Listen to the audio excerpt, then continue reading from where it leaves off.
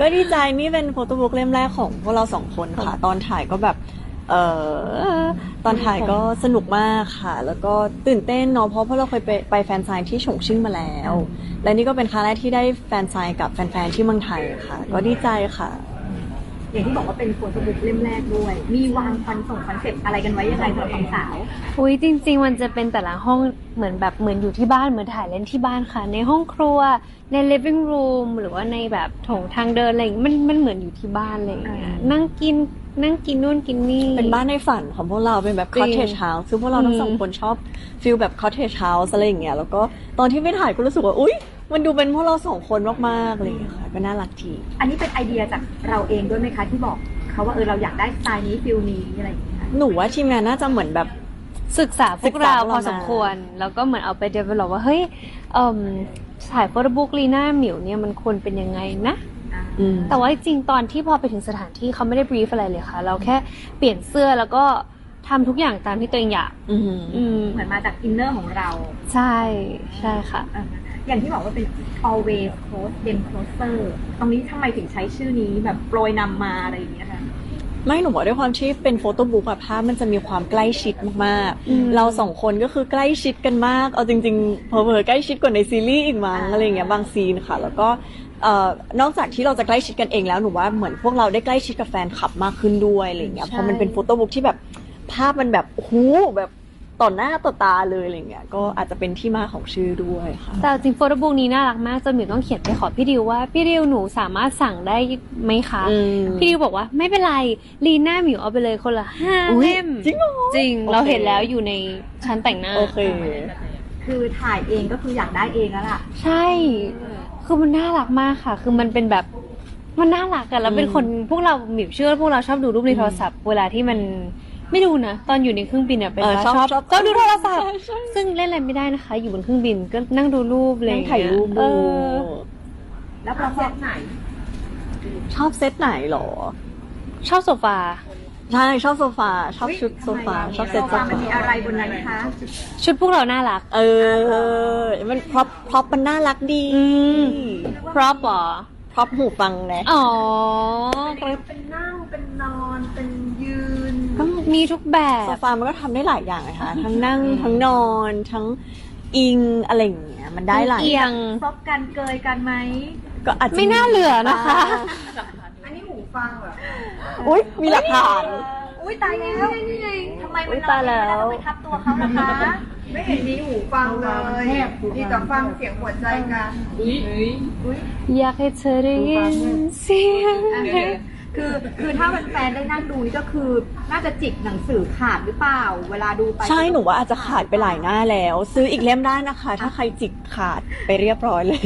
เขาอาจจะไม่จิกแต่หมิวว่าเขาฉีกขาดแบบเล่นไม่ได้มันใกล้ชิดเกินฉีกเอาหรออาจจะเป็นอย่างนั้นก็ได้หรือไม่ก็แบบอุ้ยมันแบบดีเกินแล้วก็ขยำแต่ว่าเหมือนเพเปอร์มันแข็งอยู่นะโอเคใช่ฟีดแบ็กน่าจะดีเพราะว่าเห็นว่าคือแฟนๆแบบสั่งจองกันล่วงหน้ามันเยอะเลยใช่ค่ะแล้วก็ดีใจมากที่ได้มีแบบจัดงานนี้ขึ้นมาเพราะว่าเราก็ได้โดนแซวต่อหน้าต่อตาเลยไม่ต้องนั่งอ่านในโซเชียลมีเดียแสดงว่าก็ต้องคือเตรียมตัวเตรียมใจมาแล้วว่าวันนี้เขาจะต้องมีอะไรมาพูดกับเราตรงนี้ใช่ไหมคะรอเลยค่ะไม่เตรียมตัวเตรียมใจหนูรอเห็นว่าเตรียมความพิเศษให้แฟนๆด้วยสปอยเท่าที่สปอยได้หน่อยไม่ใช่แบบว่ามาแฟนไซน์กันเฉยๆนะวันนี้ก็มีโชว์เล็กๆน้อยๆเป็นเพลงหนึ่งในเพลงโปรดของพวกเราด้วยค่ะก็อาจจะเป็นแน่นอนไม่อาจจะเป็นตัวแทนของซีรีส์เรื่องที่2ของพวกเราไงแบบว่าโปรยนำอยากตบปากตัวเองมีแบบแจกรางวัลแจกภาพแจกโปสเตอร์อะไรอย่างนี้ให้แฟนๆด้วยคือแบบพิเศษมากใช่ค่ะก็มีแฟนเบเนฟิตเยอะเลยนะคะทุกคนในวันนี้ก็จะเป็นผู้โชคดีเนาะ100 ท่านที่ได้มาเจอพวกเรามานั่งแฟนไซน์กับพวกเรา100เหรอ200หรออุ้ย200ค่ะโทษค่ะหนูก็เพิ่งรู้ลืมคูณ2แต่ก็คือแบบว่ารับรองได้ว่ากลับไปพร้อมความประทับใจแน่นอนหรืออาจจะเป็นอย่างอื่นความรู้สึกอื่นเพราะว่าต้องอาจจะต่อปากต่อคำกันหรือเปล่าอาจจะมีหลายมูด พวกเราเคยจำมาหมดแล้วแฟนไซน์ที่แบบเกือบน้ำตาไหลก็มีแบบดีใจตื่นเต้นพูดไม่ออกก็มีเจอมาหลายอารมณ์ หัวเราะก็มี ใช่ ยิ้มปื้มปริ่มก็มี เหมือนกับว่าได้แชร์ความรู้สึกกันได้แชร์การใช้ชีวิตกันด้วย ใช่ กับ ใช่ แฟนเนอะ ใช่ค่ะใช่ แล้วก็เรื่องซีรีส์ใหม่อะไรที่เขาแบบ จะได้หรือยัง คุยได้บ้าง เขาได้ข่าวว่าเดี๋ยวจะต้องหาเวลากลับมาถ่ายทำแล้ว ใช้คำว่าหาเวลา ก็ตามจริงพรุ่งนี้เพราะเรามีฟิตติ้งแล้วนะคะ ใช่ค่ะ เย้ เย้ เออ ใช่ ได้ ถ้าพูดไม่ได้ก็ไม่ทันแล้ว ไลฟ์แล้วด้วย ไลฟ์แล้ว ไลฟ์ด้วยเหรอคะ ใช่ค่ะ จริงปะเนี่ย ไอที่เธอบอกเธอจะต่อปากต่อคำกับแฟนคลับอะไรอย่างเงี้ยมันก็คงเห็น เปล่านะ อ่ะพูดถึงซีรีส์นิดนึงจะยังไงเมื่อไหร่เพราะแฟนๆก็รอไง ก็ตามจริงพรุ่งนี้ฟิตติ้งใช่ไหมคะ แล้วเราจะเดินหน้าถ่ายทำกันในเดือนมิถุนายนนี้แล้วค่ะ มิถุนายนแล้วเหรอ มิถุนาเดือนหน้า โอเค แล้ว เย้ เย้ บทบาทค่อนข้างแรงพอสมควร ว้าวซ่า ซ่าเลย Amazing Thailand เลยค่ะ เป็นตัวท็อป จี๊ดจ๊าดอยู่ค่ะ เตรียมทำกันบ้านไว้ยังไงกันบ้าง กับเรื่องที่สองนี้ ตามจริงเรื่องนี้ก็ต้องเวิร์กช็อปกันค่อนข้างเยอะค่ะ ด้วยความที่มันที่คาแรคเตอร์มันเปลี่ยนไปจากเรื่องแรกมากๆ แล้วก็ค่อนข้างห่าง หมายถึงว่าค่อนข้างห่างจากตัวจริงของพวกเราทั้งคู่อะไรเงี้ยในบทของน้องแล้วก็บทของหนูเองด้วยอะไรเงี้ยหนูเลยรู้สึกว่าเราต้องเข้าใจในอาชีพ ในความต่อปากต่อคำของตัวละครทั้งคู่ว่าแบบเราจะเล่นออกมายังไง ให้มันไม่ได้ดูแรงเกินไป แต่มันก็ยังมีความแรงในแบบฉบับที่มันยังเป็นแบบในเขาเรียกว่าอะไรอะในแบบฉบับที่มันเป็นพีมที่ไม่ได้แบบด่าแรงจนเกินไปอะไรเงี้ยมันต้องหาความพอดีของตัวละครทั้งคู่ให้ เดี๋ยว ดี ป่านร้องไห้นะคะ ป่านร้องไห้ทุก EP เลยค่ะ แล้วเริ่มอยู่เป็นยังไงบ้างต้องเตรียมยังไงบ้าง โอ้ คือพลิกแบบพลิกสุดๆเลยค่ะมิวรู้สึกว่าการบ้านที่คิดว่าเรื่องที่แล้วเราก็ต้องทำหนักเรื่องนี้นี่คือคูณ 10เลยค่ะ อ่า มิวรู้สึกว่าพอเราใหม่ด้วยอะไรอย่างเงี้ยเหมือนการเข้าถึงบทบาทสำหรับมิวมันยังยากมากๆ แล้วพออันนี้มันไกลตัวมากๆมันก็ยิ่งต้องทำกันบ้านแบบคูณ 10เลย แต่ก็เชื่อว่าพวกเราสองคนจะทำออกมาได้ดีที่สุด แบบทำเต็มที่มากๆ ก็รอชมนะคะ เดือน 9 ไม่ก็เดือน 10 ให้สบายใจ อุ้ยแสง อย่างตอนแรกที่พอรู้ว่าต้องมาเล่นเรื่องนี้แล้วบทมันห่างไกลจากตัวเองอะเราแบบตกใจไหมคะอุ้ยทำไมแบบผู้ใหญ่ถึงมองว่าเราสองคนแบบจะไปในเวนั้นได้อะไรแบบเนี้ย ตามจริงหนูในฐานะนักแสดงหนูชอบนะบทที่รู้สึกว่ามันไกลตัวแล้วมันก็ชาเลนจ์อะไรเงี้ยมีหลาย ๆ เรื่องในชีวิตหนูแหละที่หนูได้ชาเลนจ์ตัวเอง ตัวละครพีมก็จะเป็นอีกตัวละครหนึ่งที่หนูรู้สึกว่าหนูจะเล่นยังไงให้มันต่างจากคาแรคเตอร์เดิม ๆ ที่หนูเคยเล่นมาในความปากร้ายอะไรอย่างเงี้ยค่ะ ก็น่าสนใจอ่ะหนูว่ามันเป็นตัวละคร ใช้คำว่าปากร้ายเลยเนอะ ใช่เป็นตัวละคร ปากร้าย ที่น่าสนใจมาก แล้วก็อยากรู้ว่าตัวเองจะเลือกที่จะถ่ายทอดออกมาแบบไหน แล้วยังหมิวล่ะ ต้องปากร้ายด้วยหนักเท่าเขาไหมหรือยังไง ไม่นะคะ ไม่มากเท่าเขาค่ะ แต่ก็มีความจี๊ดจ๊าดอยู่ในตัวพอสมควร แต่ก็รอชมดีกว่าค่ะ ถ้าให้หมิวพูดตอนนี้มันก็จะสปอยหมดเลยนะคะ แล้วเรื่องนี้มีนักแสดงอื่น มีค่ะ มีค่ะ แต่ตอนนี้พวกเราทราบ ยังไม่ แค่เรา ทราบ สองคนใช่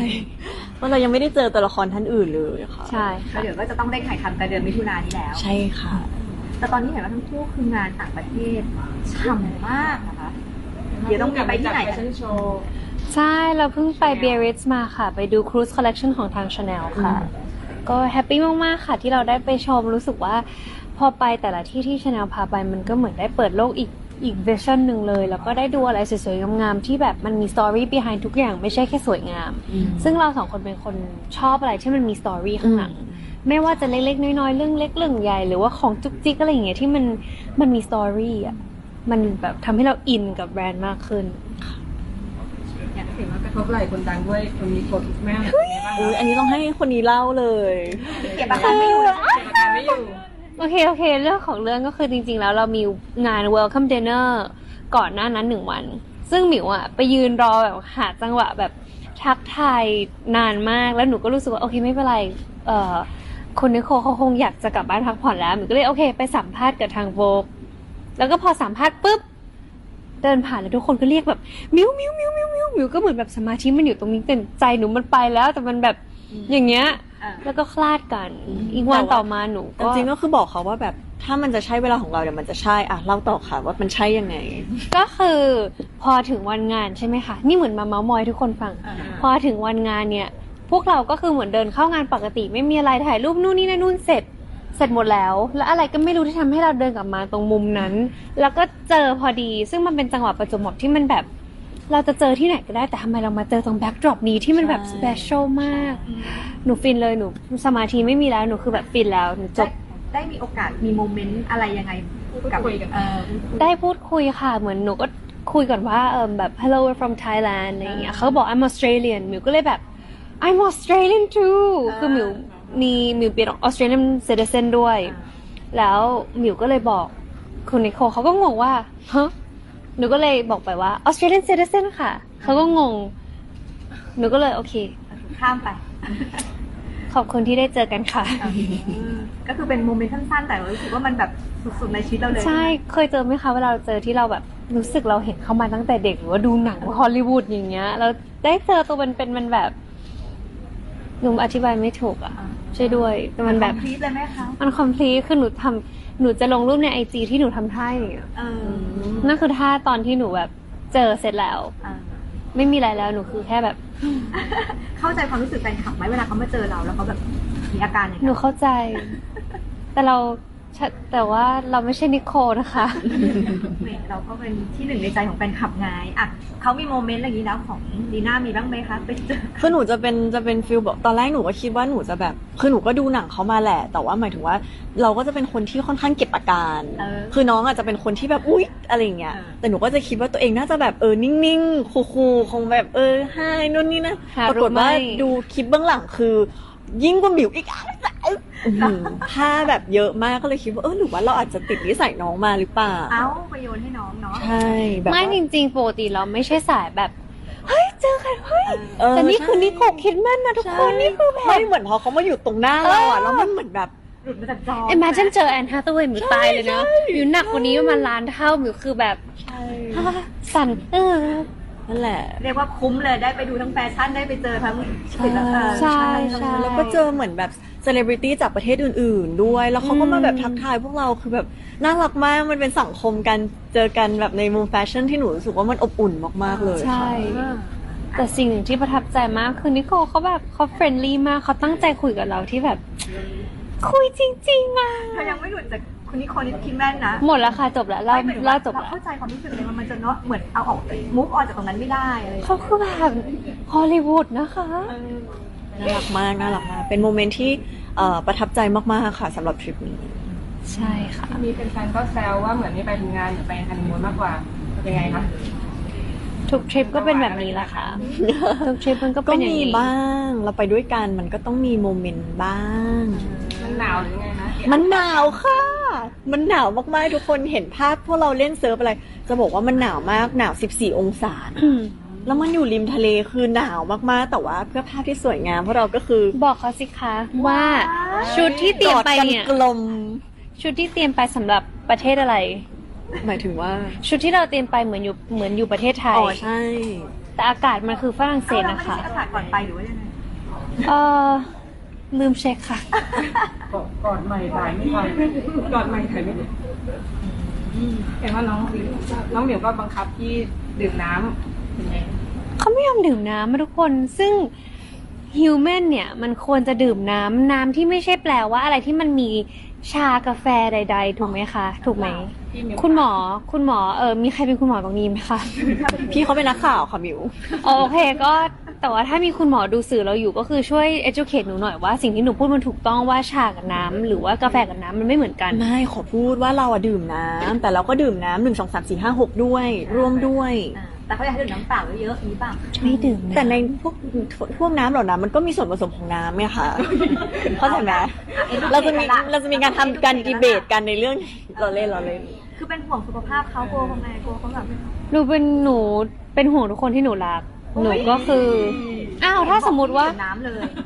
ถ้าสมมติหนูรักใครหนูก็จะอยากให้เขาสุขภาพดีไงคะ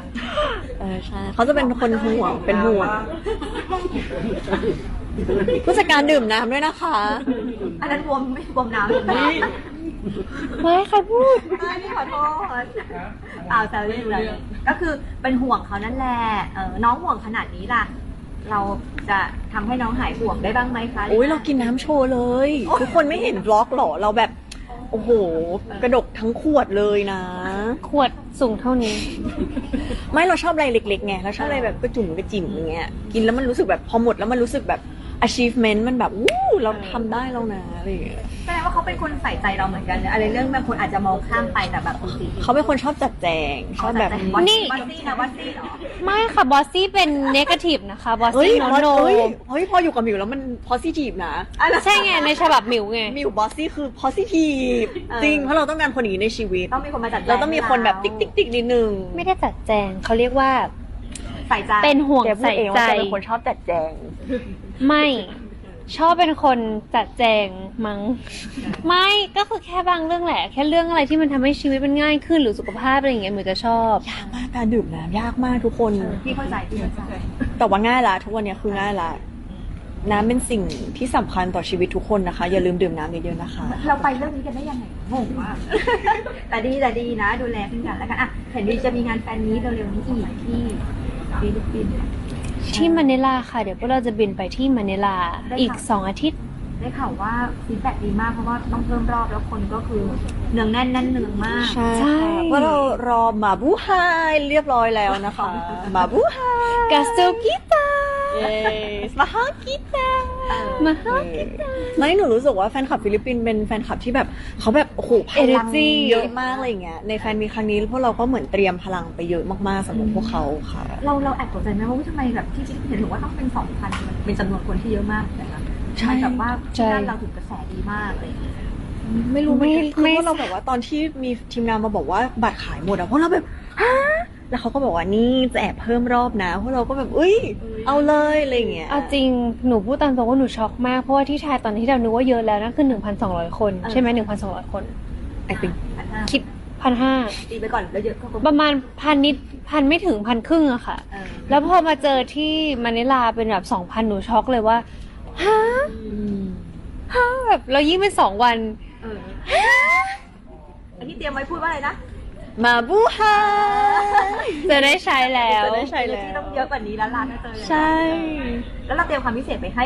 เขายังไงบ้างในเมื่อเขาแบบว่า โอ้โห ฟีดแบ็กเรามาขนาดเนี้ย สุดๆเต็มที่เต็มร้อยให้ ให้พัน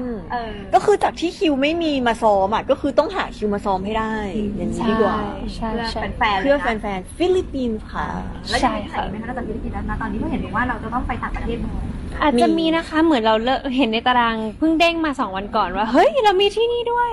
แต่ยังไม่บอกค่ะว่าที่ไหนเพราะไม่แน่ใจว่าบอกได้ยัง ยัง เก็บไว้ก่อนเก็บไว้ก่อน โอเค เดือนหน้า อย่ ค่ะเดือนหน้า ว่าเนี่ยว่าเป็นช่วงที่ต้องบินเยอะอะเนาะไปประเทศนู้นประเทศนี้อะไรอย่างเงี้ย อยู่ตรงกลาง เวลาให้กับตัวเองพักผ่อนแบบเป็นบาลานซ์กันยังไงคะสำหรับเราทั้งคู่ อุ้ยช่วงนี้พี่นาถ่ายหนังค่ะ อ่า วันที่หนูได้พักพี่นาไปถ่ายหนัง ใช่ สลับกัน เพราะช่วงมกราคือหมิวก็คือถ่ายหนังรัวหนักมาก แต่ว่าสลับกัน ตอนนี้หมิวอะถ่ายเสร็จแล้ว ถ่ายเสร็จแล้วส่งกำลังใจให้คุณเขา ก็คือเร่งภายในเดือนนี้นั่นแหละค่ะ แล้วก็เดี๋ยวเดือนหน้าก็จะเป็นคิวของซีรีส์ละค่ะ ก็เดี๋ยวมีไปถ่ายต่างจังหวัดด้วยค่ะ ใช่ไปถ่ายภาคเหนือ ปีนี้ก็มีผลงานที่แฟนๆได้เห็นต่อเนื่องอยู่เหมือนกันนะพวกเราไม่ว่าจะเป็นงานเดี่ยวงานคู่งานอะไรอย่างนี้ใช่ไหม ใช่ ใช่ค่ะ จะไม่ให้ทุกคนลืมพวกเราแน่นอนค่ะ ใช่ แต่ว่าช่วงที่ทุกคนจะได้ดูผลงานพวกเราก็คือพร้อมๆกันหมดเลยนะคะ อ้ำไปดูทีเดียวตอนนั้นนะ ใช่ เอาให้ฉ่ำไปเลยอ่ะ ค่ะ โอเคนะคะ ค่ะ ขอบคุณมากค่ะ ขอบคุณมากค่ะ เดี๋ยวไม่เดียวน้ำมากล้องนี้หน่อยก็รู้จักน้ำมากล้องนี้หน่อยก็ทีละกล้องลูกได้ไหม1 2 3 1 2ต้นคลิปแม่ขอบคุณค่ะ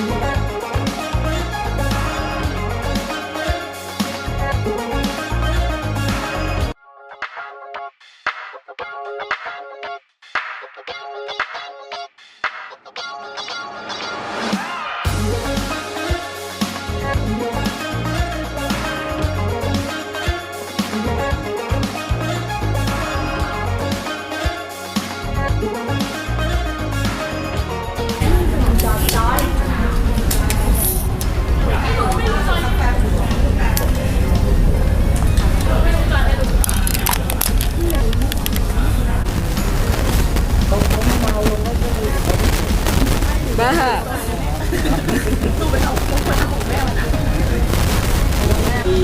เที่ยงครึ่งเพราะว่าเราเริ่มเที่ยงครึ่ง